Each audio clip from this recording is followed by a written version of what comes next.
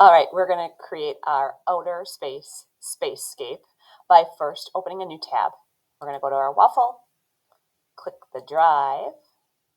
Once you're in your drive, you are going to go to the new sign, and all the way down at the bottom, hover on more, and then you're going to pick Google Drawings at the top. A good habit to get in when you open a new document is to name it at the top where it says Untitled Drawing. I am going to change that to my name and something about outer space so that I know I can find it. All right, some pointers from the last time we worked with Google Draw. To color that background on your Chromebook, it's a 2-finger tap on your mouse. If you have a mouse, it's a right click and you get the background options. For this outer space, you can have a lot of choices. You could have just a solid black background. If you want to experiment with gradients, that's where you're going to take 2 colors and kind of transition your background. So there's some options there. You can also customize your own gradient. So you can do this in shapes and you can do this in your background. So maybe I want to start my gradient with a black, and maybe I want to change it. So I'm going to click that last box, and that allows me to change the color it changes to. Maybe it's going to be completely white, so it looks black to white. Maybe I want to do a dark blue so I can see that. A cool thing in this option box is you can actually change it to go radial, meaning it looks more like it's in a circle. I think for a sky, the linear looks good. I'm going to click OK. Yeah, I like the start of that. So you need to have something in your foreground. It could be a shape, like maybe you see part of a planet. And when I create that planet, if I hold the Shift key down, it makes it a perfect circle. If I let go of that Shift key, it kind of changes it. So planets we know are very round. So I'm going to create part of a planet in this corner. And I have a habit of taking that border. So by the pencil, I take the border off. I make it transparent, just kind of a preference. I am going to make this a gradient, more of like the moon maybe in the bottom corner. Some of you might be concerned that it's going off the paper.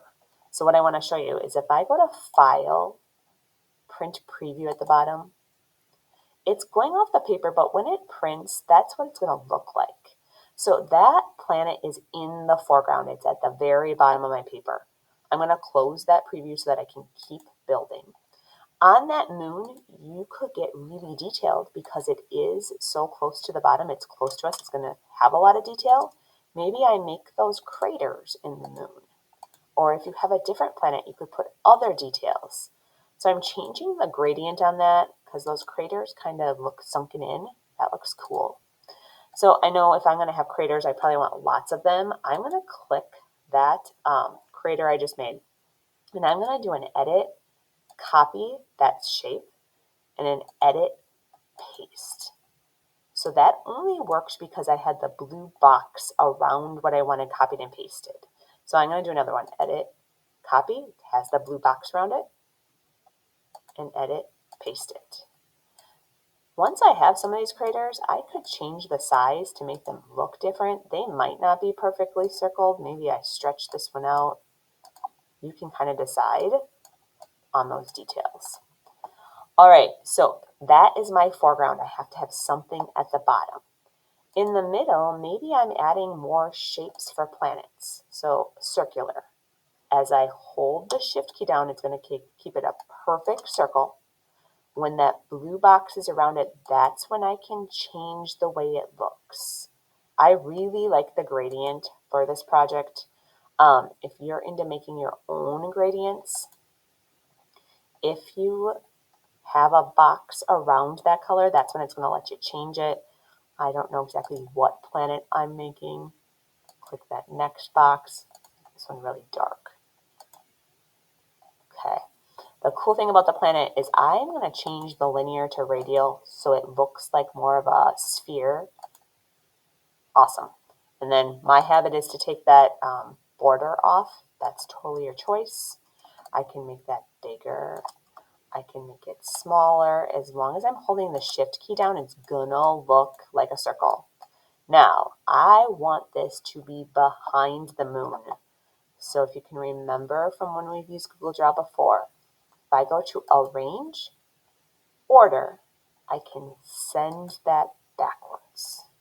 So they're overlapping. We know that that also helps show space. I am going to click that planet and I am just going to do an edit, copy, and an edit, paste to get another circle that I can easily make bigger and smaller. I can easily change the color of, and I didn't have to do as much work. As far as the sky, you can have anything in the sky. There's meteors or stars or astronauts or aliens or rocket ships. I'm going to click over to an example that I have been working on. This isn't built entirely on shapes.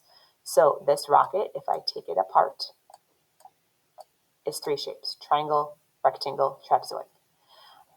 If I do something and I want to undo it, those arrows at the top will undo what I just did. You can add text. So the text option is up at the top. It's the T tool. When I click, I'm not going to keep this on here, but if I type something, I can make it bigger only if it's selected. So if I click and drag my mouse, I can change how big it is. I can change bold. I can change the color. I have all those choices at the top because the blue box is around the text tool. I also was able to kind of angle and turn that text with this little arrow that's in a curve or in a circle. All right, I don't want that to say planet, so I'm going to click on it and just press my delete key and it goes away. Some things on here that I have not talked about, these shapes I made on the planet Earth, I made them using the line tool. So at the top, the line tool might look like a straight line, but if you click it, you could change to a curve that gives you these wibbly wobbly shapes. That's how I made the flames too. So if I want to make another spot of green on my Earth, I have the curve tool. I click, it gives me a straight line until I click again, and then it starts to curve it. So I'm on my 3rd click, my 4th click, my 5th click. I'm going to close that up. I just brought that last point over to the beginning and I click and it turns it to a shape that I can change the color and I can change the border if I want. That's how I made that. So again, if I do a file, print preview, you'll see that that weird shape at the bottom just gets cut off. It does look like it's a planet. It's rounded. It's in the foreground. My rocket is kind of in the middle. And then my background, I am showing space by overlapping. I have things that are smaller in the back. If you do finish this, you are sharing it to Mrs. Cleary, and I will have my name on the board. You're just going to type my name and click share.